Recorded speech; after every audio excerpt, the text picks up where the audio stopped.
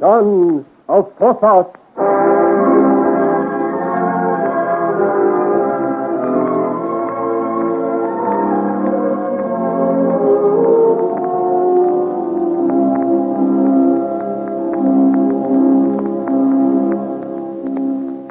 At the edge of the Freiburg Road, on the outskirts of Bonde Forest, Joel is bending over the dying Volodier. A little ahead of them along the road lie the bodies of the travelers slain by Court Booth and his followers. And behind them, the lights of the wayside forge shine bleakly through the gathering darkness. The wind billows Joel's blue cloak, and a steady rain beats down upon them as he leans over the dying man. It is a grim and desolate scene, and he has to keep close and listen carefully to hear the rapidly weakening voice. It is only the determination to revenge himself on those who betrayed him which is keeping Volodier alive. Speak, then. Speak, for I am listening. In dread words on your mind.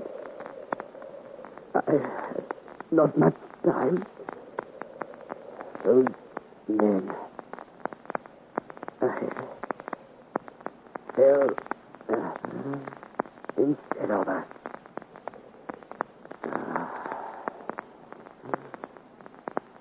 You see, I, too, was marked for death. My master, the Duke,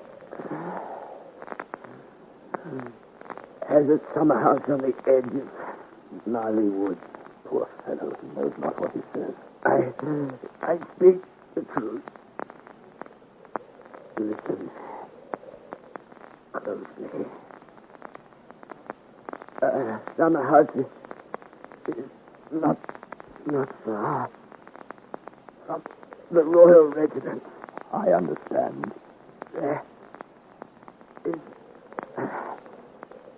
a main room, a fireplace, on the left, a panel. On the left. Easy, friend, easy now. I must go on. Where's the spring in the brass knob? Concealed beneath the earth. It communicates with the palace, with the king's apartment. In what way does this concern me? Oh, my friend, save your breath to pray and do not torture yourself with these strange things. Now, you do not understand. I am not raving. I speaking. Live. And so will you. Someday. The secret way to the king is to be used to outstrip her and prevent. You must use it to prevent. Prevent?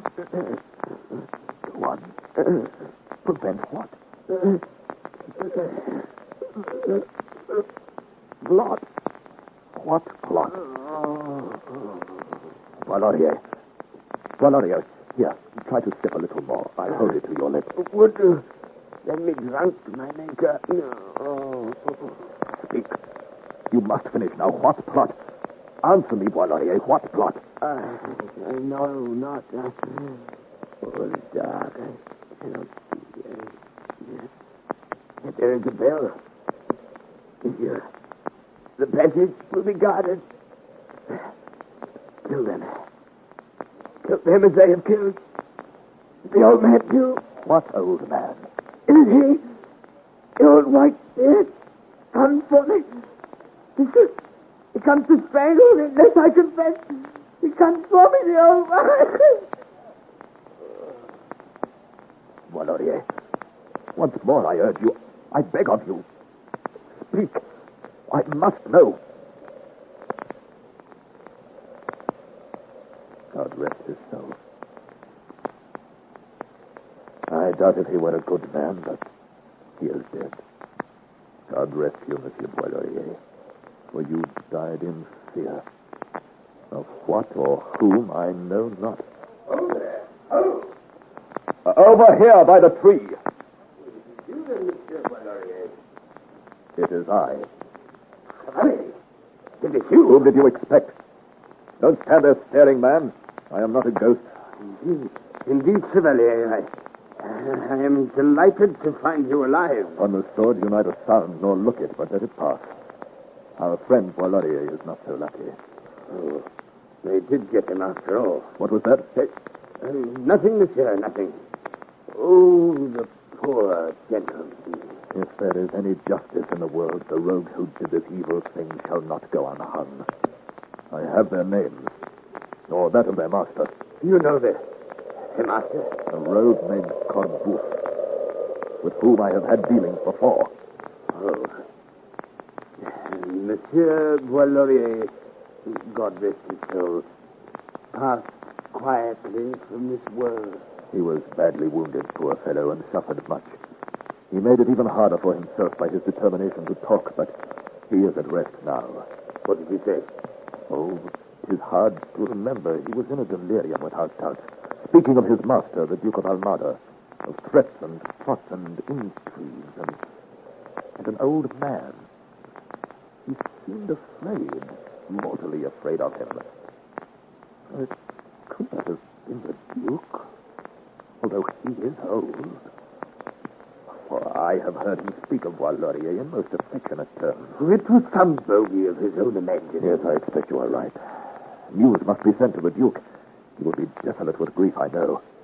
Have you some messenger that you can send upon this sorry errand? I myself am off to Freiburg and have been long enough delayed already. I will arrange it, Chevalier. Good. And now we'd best look to these two poor fellows. You'd best look to yourself, my fine musketeer. Since both Corbouf and Boilarier have missed you, it seems I'll have to do the deed myself and earn the reward. Oh, well, produce the money. Come here, Master Smith, and see if you recognize either of these two. Coming. I'm coming, monsieur. They did not stand a chance. Shots came from both sides of the road. Do you know either of them? I never saw them in my life before. I will go through their pockets if they tell us who they are. They may have some money. Yes. Yes, they were not lacking in that commodity. How much? Upon my word, a purse bursting with it. Oh, this is luck. I will keep it, monsieur, and see if I can return it to some member of their family. You know then who they are? There is a note here. Torn, admittedly, but it is an address. It says, The Lockbreaker, Tavern of the Dry Well at Cloud Rouge. There is not much to go on, monsieur. It is all there is.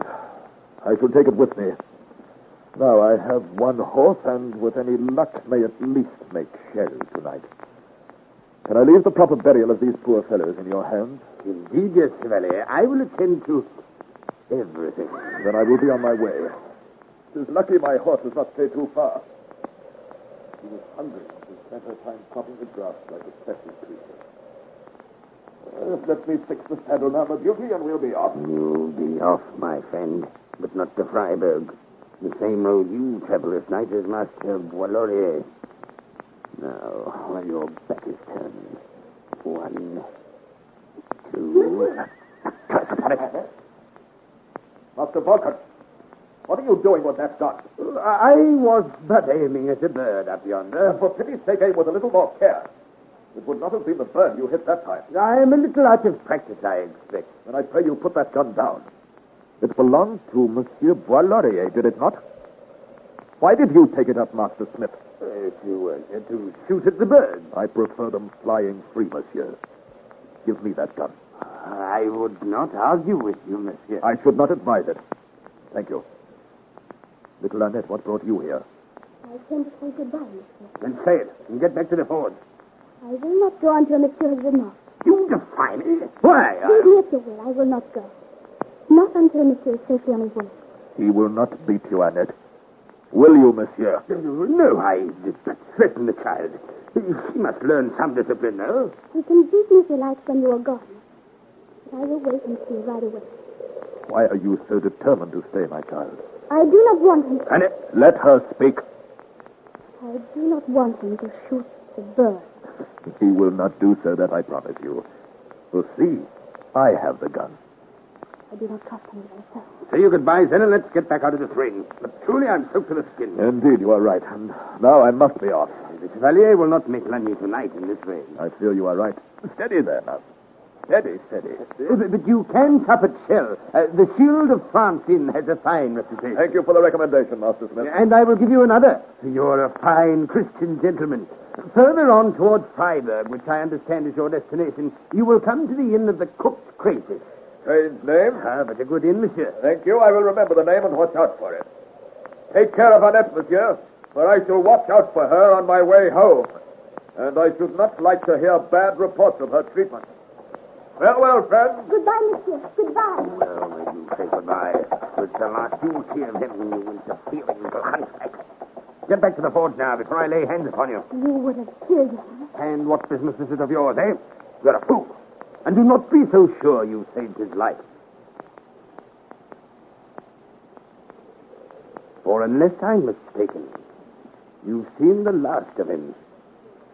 Despite your interference, the Breton will not live to see Paris again, and I will not die in poverty. All is not lost yet, girl, unless you count the Breton's life.